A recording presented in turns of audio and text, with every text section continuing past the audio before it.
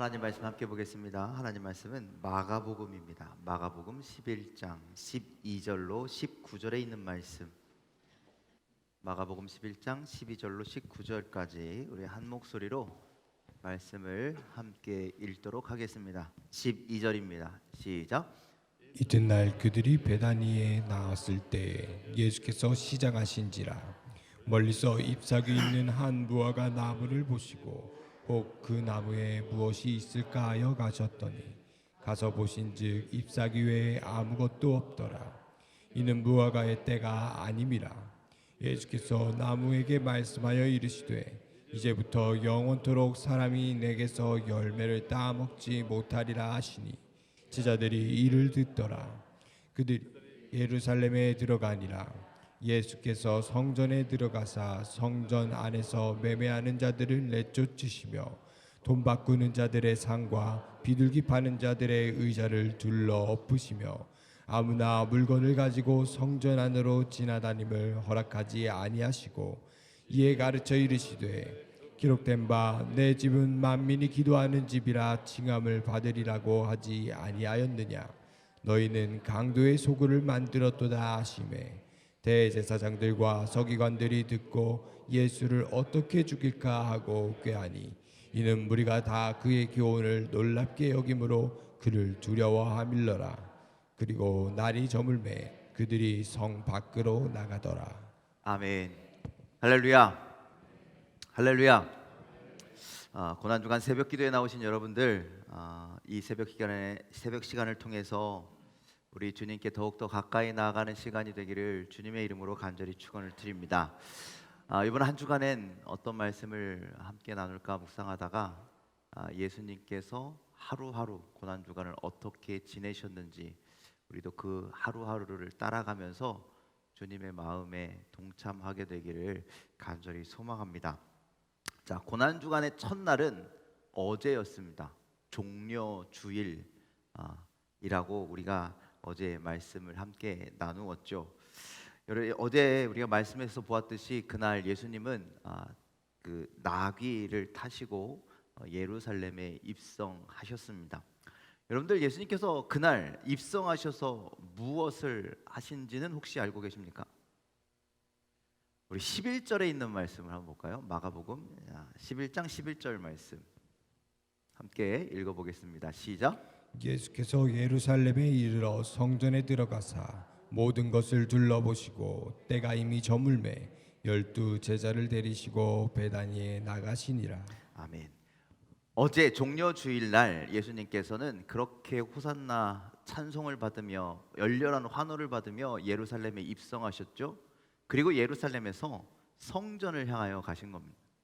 그리고 성전에 들어가셔서 모든 것을 둘러보셨는데 때가 이미 저물매 자세히 훑어보셨다는 얘기죠. 성전 안에 무슨 일들이 있는지, 어떤 사람들이 다니는지, 무엇을 하고 있는지 하나하나 둘러보시고 마치 성전에 어떤 문제점이라도 있는 것처럼 그렇게 살펴보셨다라고 성경은 말씀하고 있습니다. 그리고 문제를 파악하신 그 다음 날, 오늘 월요일에 예수님께서 베다니에서 아침 일찍 예루살렘으로 다시 들어오시는 것이죠. 이른 아침에 나오신 예수님께서 시장하셨는지 저 멀리 무화과 나무를 보십니다. 혹시나 열매를 있을까 하여 가까이 가셨죠. 그런데 성경에는 분명히 때가 아니었다라고 말씀하고 있습니다. 아무것도 없자, 열매가 없자 예수님께서 나무에게 이렇게 말씀하십니다. 14절 말씀 함께 읽겠습니다. 시작. 예수께서 나무에게 말씀하여 이르시되 이제부터 영원토록 사람이 내게서 열매를 따먹지 못하리라 하시니 제자들이 이를 듣더라. 자, 예수님께서 나무에게 말씀하셨대요. 나무에게 말씀하시면 나무가 듣습니까? 변화됩니까? 그건 아니죠. 즉 사람들에게 하시는 이야기입니다. 너희들이 열매를 따먹지 못하리라. 영원히 열매를 따먹지 못하리라. 왜 열매를 따먹지 못합니까? 열매가 없기 때문에. 21절에 보면 베드로는 예수님께서 나무를 저주하셨다라고 말하고 있는데, 그런데 예수님께서 나무를 저주하는 것이 아니라, 영원히 열매 맺지 못하도록 저주하는 것이 아니라 잎만 무성한 나무의 상태를 지적하고 계시는 겁니다. 다 가진 것 같으나 정말 중요한 소중한 것이 없는, 잎만 무성하고 가장 중요한 열매를 없는 그런 영적인 상태를 오늘 이 무화과 나무를 통해서 지적하고 계시는 겁니다. 이 열매 없는 상태가 그럼 과연 누구의 상태입니까? 나무가 아니라는 거예요. 정말 중요한 건 나무가 아니라 바로 이스라엘이 지금 그러한 상태라는 거예요. 이스라엘의 가장 중요한 예루살렘이 지금 그런 상태라는 거죠. 그리고 예루살렘의 성전, 어제 예수님께서 쭉 성전을 돌아보셨더니 열매가 없더라는 말씀입니다. 성전 안에 있는 사람들, 성전에 있는 제사장들, 서기관들, 장로들, 바리새인들이 열매가 없는 모습으로 살아가고 있다. 그 사람들 뿐이겠습니까? 모든 이들이 열매 없는 모습으로 살아가고 있었다라는 것이죠. 이스라엘엔 아무런 능력이 나타나지 않았습니다. 우리가 그렇게 흔히 이야기하죠. 경건의 모양은 있으나 경건의 능력이 나타나지 않는 이스라엘의 상태, 모든 이들의 상태, 말로는 형식으로는 정말 믿음 있는 사람들인 것처럼, 정말 하나님께서 택하신 백성 같은, 하나님께서 세우신 제사장 나라와 같은 그런 모습을 가지고 있으나 실상으론 아무런 믿음이 없다라고 그렇게 말씀하고 계신 겁니다. 15절부터는 정말 어떤 모습이었는지 그 실상을 낱낱이 그렇게 보여주고 계신데, 15절에 보니까 안에 들어가 보니 성전 안에서 매매하는 자들이 가득했다라고 말씀하고, 돈 바꾸는 자들, 비둘기 파는 자들, 성전에서 물건을 이리저리 옮기는 자들이 수없이 많이 지나다녔다라는 거예요. 그들을 다 못하게 하시고 그들의 상을 다 뒤집어 엎어버리시고 17절에 이렇게 말씀하십니다. 함께 읽겠습니다. 시작. 이에 가르쳐 이르시되 기록된 바 내 집은 만민이 기도하는 집이라 칭함을 받으리라고 하지 아니하였느냐. 너희는 강도의 소굴을 만들었도다 하시매. 자, 그런 모습을 보신 예수님은요, 성전을 뒤집어 엎으시면서 우리가 보통 그렇게 얘기하죠. 성전을 정화시키셨다고. 얼마나 더러웠으면, 얼마나 추악했으면 정화시켜야 합니까? 그리고 너희가 성전을 강도의 소굴로 만들었다라고 그렇게 말씀하십니다. 자, 예수님께서 말씀하신 만민이 기도하는 집, 저기 기역이라고 이렇게 되어 있는데, 거기는요 이사야서 56장 7절에 있는 말씀을 인용하신 말씀입니다. 우리 이사야서를 한번 읽어볼까요? 함께 있습니다. 시작.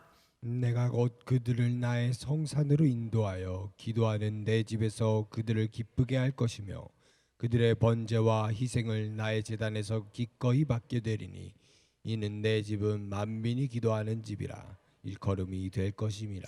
자, 말씀을 들어보십시오. 주님께서 우리를 성산으로, 하나님의 집으로 인도하신답니다. 성전으로 인도하신답니다. 거기서 기도하는 자들을 기쁘게 할 것이다. 그들의 기도를 응답할 것이다.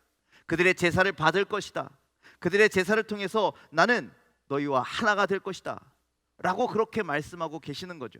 그런데 그들이 만민이 기도하는 집, 만민을 위하여 기도하는 그 집을 오늘 무엇으로 만들었다고요? 강도의 소굴로 만들었다라고 말씀하고 있습니다.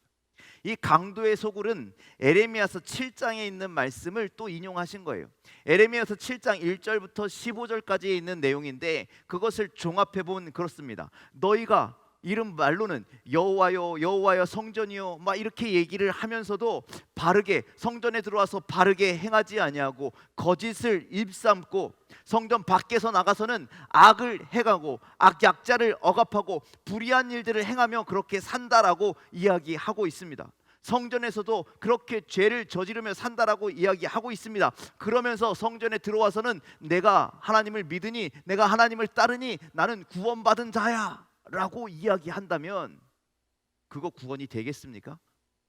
너희들이 지금 이 성전을 그런 강도의 소굴로, 너희들이 밖에서 강도 짓하고 나쁜 짓하고 그런 것을 고스란히 들어와서 똑같은 짓을 하고 있다라고 이야기하고 계시는 것이죠. 이스라엘이 하나님의 선택받은 나라 아닙니까? 그들은 하나님께 선택받은 백성 아닙니까? 이 세상을 구원하시고자 제사장 나라 삼으신 것 아니십니까? 그러면 그들이 세상의 빛과 소금의 역할을 감당해야 되는데, 선한 능력을 나타내야 되는데, 그런데 믿는 자나 안 믿는 자나, 세상 사람들이나 교회 안에 있는 사람들이나 성전 안에 있는 사람이나 다른 모습이 전혀 없다라고 그렇게 말씀하시는 거예요. 너희들이 성전에서 아무런 변화도 아무런 회복도 아무런 어떤 새롭게 됨도 그런 열매가 전혀 없는 그런 소굴을 만들어 버렸다는 거예요. 그런 곳이 아닌데 기도하면 응답받고 기도하면 회복되고 예배하면 주님과 함께하고 이런 놀라운 장소를 세상에 똑같은 장소, 세상에 있는 그런 곳으로 그냥 만들어 버렸다라고 말씀하고 계십니다. 18절에 있는 말씀 함께 읽겠습니다. 시작. 대제사장들과 서기관들이 듣고 예수를 어떻게 죽일까 하고 꾀하니 이는 무리가 다 그의 교훈을 놀랍게 여김으로 그를 두려워하밀러라. 자, 이 말을 들었던 대제사장들과 서기관들이 예수를 어떻게 죽일까 하고 꾀했답니다. 여러분들 우리가 말씀을 쭉 알아서 알지만 잠깐 성전 뒤집어 엎었다고 대제사장들이 잠깐 아유 저거 그냥 이렇게 화낸 정도가 아니라는 거예요. 진짜 죽이려고 말만 죽이려고 하는 것이 아니라 정말 죽이려고 꾀했다라는 거예요. 그 꾀한 이유가 실제적으로 예수님을 죽이려고 계획한 이유가 18절에 뭐라고 말씀합니까? 이는 무리가 다 그의 교훈을 놀랍게 여김으로 그를 두려워하여서. 모든 사람들이 예수님의 이 말씀에 맞습니다. 예수님 원래 이곳은 기도하는 곳이고 원래 이곳은 예배하는 곳이고 원래 이곳은 하나님과 가까이 나아가는 곳이고 우리가 용서받는 곳이고 우리가 변화되는 곳인데 저 사람들이 여기서 장사하는 사람들이 하수인들이 이곳을 도둑의 소굴로 만들어 버렸습니다. 사람들이 다 그렇게 동의하더라는 것이죠. 그렇기 때문에 사람들이 그 예수님의 이야기에 동의하기 때문에 그렇기 때문에 예수를 죽이려고 했다라는 말씀. 그런데 여러분들 예수님께서 둘러 엎으시는 동안 이 사람들이 예수님께서 이렇게 얘기하시는 동안 이 사람들이 예수님을 하나도 제지하지 못한 이유가 뭐예요? 예수님이 맞는 이야기를 하고 있거든요. 예수님께서 진리를 말씀하고 있거든요. 그들의 죄악을 낱낱하게 지금 드러내고 계시거든요. 이들도 지금 무엇이 옳은지 무엇이 그른지 다 알고 있다라는 거예요. 자기의 잘못이 무엇인지 알고 있다라는 거예요. 당시 대제사장들과 서기관들 그리고 그들은 당시의 사회의 기득권자들인데 성전의 기득권자들인데 그래서 예수님의 말씀이 하나님의 말씀이고 하나님의 뜻인지 다 알고 있었다라는 거예요. 그런데 예수님의 말씀대로 행하자면 자신들의 기득권을 내려놓아야 돼요. 자신들의 유익을 내려놓아야 돼요. 자신들의 권력을 포기해야 돼요. 그런데 그렇게 못하겠다라는 거예요. 그것을 포기하느니 저 진리를 이야기하고 있는 저 진실을 이야기하고 있는 하나님의 말씀을 선포하고 있는 저 예수를 죽이는 게 낫겠다. 그렇게 판단했다라는 거예요. 그들은 하나님이 기뻐하시는 일이 무엇인지 알고 있었습니다. 그런데 그들은 영의 일보다 하나님의 일보다 육의 생각을 먼저 했다라는 거죠. 옳음을 선택하기는 것보다 하나님을 포기하는 게 훨씬 쉬웠다라는 거예요. 이들은 자신들이 가진 것 때문에 하나님을 포기할 수밖에 없었다라는 거죠.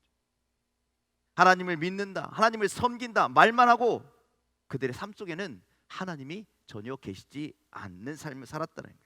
그래서 경건의 모양만 있고 경건의 능력은 없었습니다. 종교적인 열심만 있고 아무런 능력이 나타나지 않는 열매 없는 무화과 나무와 같았다라는 말씀이죠.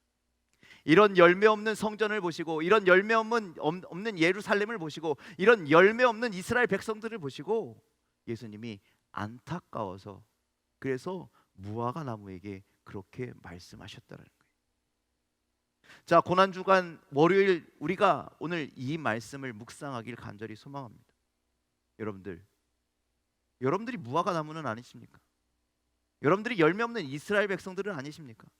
여러분들에게 열매가 있으십니까? 나는 성도라고 이야기하면서 나는 하나님의 자녀라고 이야기하면서 진정한 열매를 맺고 계십니까? 성전에서 구원받은 사람으로서 나는 구원받았어, 나는 믿음 있어 라고 이 자리에 앉아 있는데 세상 밖으로 나가선 세상 사람들과 동일하게 똑같이 살고 있지는 않습니까? 아니, 세상에 있는 모습을 그대로 가지고 이곳에 들어와 계시지는 않으십니까? 하나님의 뜻과 나의 뜻이 상충될 땐 쉽게 하나님의 뜻을 포기하고 계시지는 않으십니까? 내가 거룩한 성전인데, 내가 세상 속에 세워진 교회라고 이야기했는데, 그런데 나를, 내 삶을 강도의 소굴로 만들고 계시진 않으십니까? 예수님께서 성전에 대해서 말씀하실 때 이 성전이 무너지고 다시 예수께서 3일 동안에 일으키실 것이다 라고 말씀하셨잖아요. 우리가 예수 그리스도로 말미암아 우리의 성전이, 우리의 심령이 다시 세워지기를 주님의 이름으로 간절히 축원을 드립니다. 고난 주간에, 그리고 오늘 여러분들 우리의 성전을 다시 세우는 시간이 되기를 주님의 이름으로 간절히 축원을 드립니다. 우리의 믿음의 모습을 다시 한번 세우는 시간이 되기를 주님의 이름으로 간절히 축원을 드립니다. 신앙의 열매 없고 믿음의 열매 없는 우리의 모습들이 다시 한번 믿음의 열매들이 맺혀지게 되기를 주님의 이름으로 간절히 축원을 드립니다.